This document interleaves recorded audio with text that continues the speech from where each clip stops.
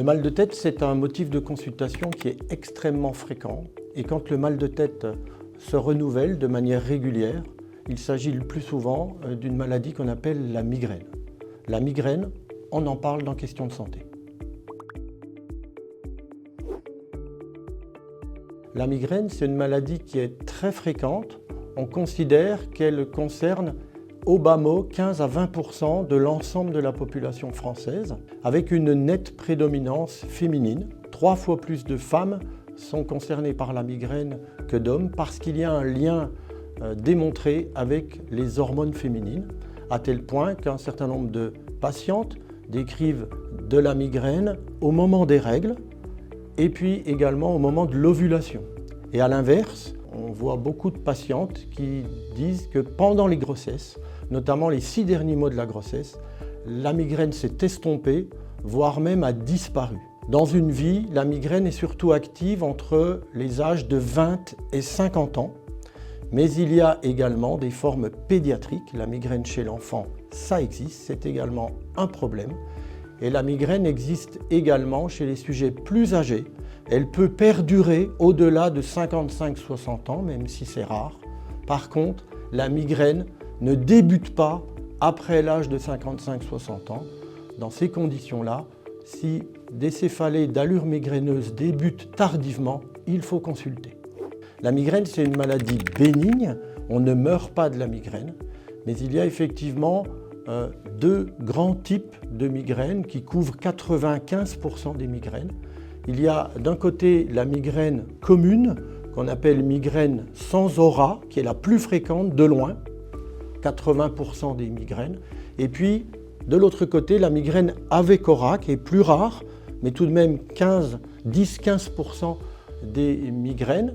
Et il n'est pas rare qu'un patient alterne dans sa vie de migraineux des épisodes de migraine sans aura et des épisodes de migraine avec aura. On peut aussi être migraineux que avec des migraines avec aura ou que avec des migraines sans aura. Pour la migraine commune, qui est de loin la plus fréquente, le symptôme principal, ce sont les céphalées, c'est le mal de tête. C'est un mal de tête qui va survenir de manière progressive, qui va intéresser soit toute la tête, soit une partie de la tête. C'est un mal de tête qui est volontiers pulsatile, comme s'il y avait un cœur dans la tête. C'est un mal de tête qui va être intense. Sur une échelle de 0 à 10, on est en règle générale entre 5 et 10. Et c'est un mal de tête qui va entraîner un arrêt des activités. Le patient ne pourra pas continuer ses activités. Et ce mal de tête, il va être accompagné de nausées, voire même de vomissements. Il est également accompagné d'une intolérance accrue au bruit, à la lumière, aux odeurs. Et puis, de l'autre côté, la migraine avec aura est différente, elle est plus rare, elle est un petit peu plus préoccupante parce qu'il faut s'assurer qu'il s'agit bien d'une aura et non pas de quelque chose qui peut faire penser à un AVC. L'aura, c'est un trouble neurologique qui s'installe de manière rapidement progressive et qui est transitoire, qui va durer 1 heure, 1 heure et demie. Le plus souvent, l'aura, c'est un trouble visuel, avec un patient qui va avoir un scintillement devant les yeux, qui va progressivement envahir son champ visuel, qui va le gêner et qui va finir par un peu l'aveugler. Et puis, une fois que ce symptôme a disparu, eh bien, en règle générale, une céphalée apparaît d'intensité et de durée variable. Il s'agit là de la migraine avec aura la plus fréquente, on l'appelle la migraine ophtalmique. Il y a d'autres auras, des auras qui peuvent toucher le langage avec des patients qui ne trouvent pas leurs mots, qui ont un manque du mot, qui ne comprennent pas ce qu'on leur dit. Et puis il peut y avoir également des auras sensitives, des troubles sensitifs qui se répartissent sur la moitié du corps. Tout l'enjeu là pour les auras, c'est de s'assurer qu'il s'agit bien d'une aura et qu'on n'est pas face à une autre entité neurologique, notamment l'AVC. Alors la migraine, elle va évoluer de manière assez capricieuse. Il peut même y avoir des complications. Donc en règle générale, comme je l'ai dit tout à l'heure, la migraine, entre 20 et 50 ans, elle procède par crises qui vont être plus ou moins fréquentes. Et le nombre de crises, la fréquence des crises va nous permettre de distinguer deux types de migraines. La migraine chronique. La migraine chronique, c'est une migraine qui survient au moins 15 jours par mois. Et puis de l'autre côté, la migraine épisodique, où on est en dessous des 15 jours par mois. Ça peut être quelques fois par an, ça peut être également quelques fois par mois, avec des intensités, des sévérités différentes. Une migraine épisodique mineure, quelques jours par mois, intermédiaire, un peu plus, et puis sévère, presque 15 jours par mois. Donc on va déjà quantifier migraine chronique, migraine épisodique. Et puis il y a des rares complications, alors quelques-unes qu'on peut citer.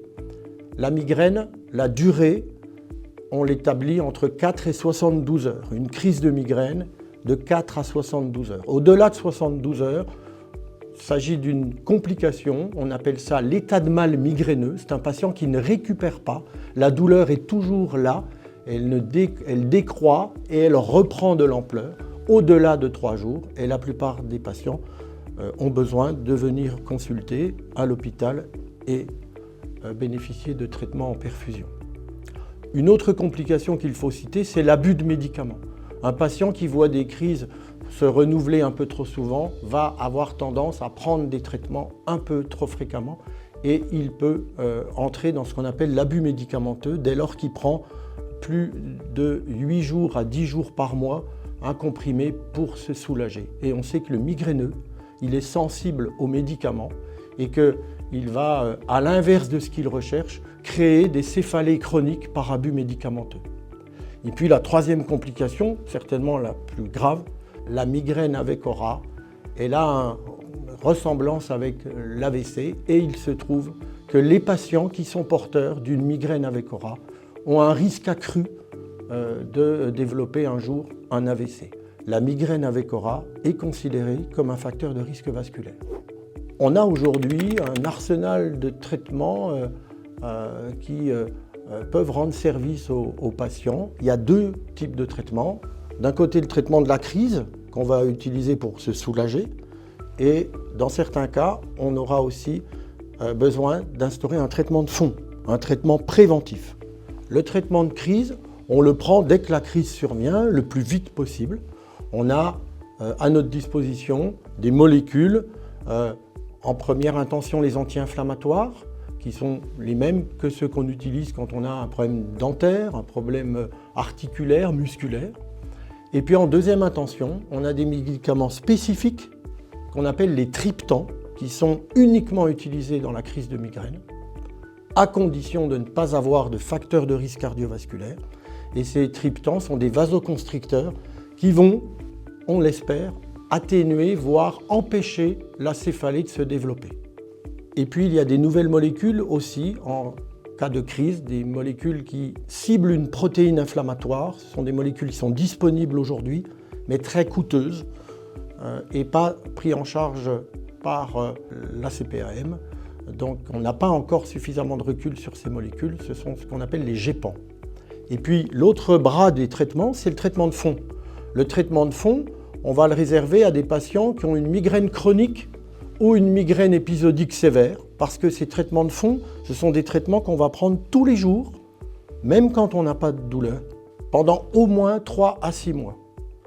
On a des molécules disponibles depuis de nombreuses années. La plupart, ce sont des molécules qu'on utilise dans d'autres indications, à d'autres posologies, et qui ont montré des vertus dans la migraine. Ce sont des antihypertenseurs, des antidépresseurs, des antiépileptiques qu'on utilise à des doses moins importantes que dans les autres indications et dont l'objectif sera de réduire essentiellement la fréquence des crises. Réduire de 30% le nombre de jours de migraine par mois, de 50%, voire pour certains de 75%. Et puis pareil, on a aussi des nouvelles molécules qui sont disponibles aujourd'hui, des anticorps qu'on utilise dans la migraine épisodique sévère, qui nécessitent des perfusions ou des injections sous-cutanées. Et puis on a aussi la toxine botulinique qu'on réserve à la migraine chronique avec des injections également sous-cutanées de toxine botulinique dans l'objectif de réduire d'une part la fréquence des crises, mais aussi de gagner sur l'intensité et la durée. Et puis à côté de ce traitement de fond et de ce traitement de crise, il est important de vérifier un ensemble de règles hygiéno-diététiques. On va conseiller aux patients de traiter tout ce qui peut déclencher des douleurs au niveau de la tête, traiter des dents pas saines, traiter une sinusite, traiter des problèmes de dos, des problèmes cervicaux, traiter des problèmes d'articulation de la mandibule, traiter des problèmes de vue, porter des lunettes s'il y en a besoin, et puis également de s'hydrater, de boire 2 litres au moins d'eau par jour, d'avoir une activité régulière ludique, une activité de loisir, et puis d'avoir le sommeil le plus parfait possible, de traiter si besoin des ronflements nocturnes par exemple. Pour d'autres questions de santé, abonnez-vous à notre chaîne.